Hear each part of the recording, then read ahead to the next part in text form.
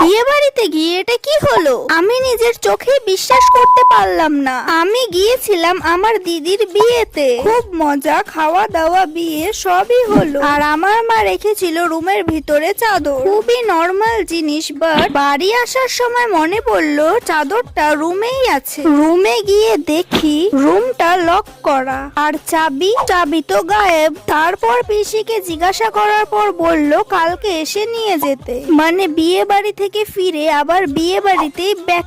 আজকে আমি আর আমার মা বিয়ে বাড়িতে যাচ্ছি আবার গেস্ট হয়ে। প্ল্যান সোজা রুমে যাব, চাদর তুলবো, সবার সাথে হাই হ্যালো করবো আর পালাবো। ডাবল বিয়ে বাড়ি ঘুরে তারপর চাদর ঠাদর নিয়ে আমি আমার মা চলে যাচ্ছে আবার বাড়িতে। এইসব করে আমার সারা দিন রাত কেটে গেল।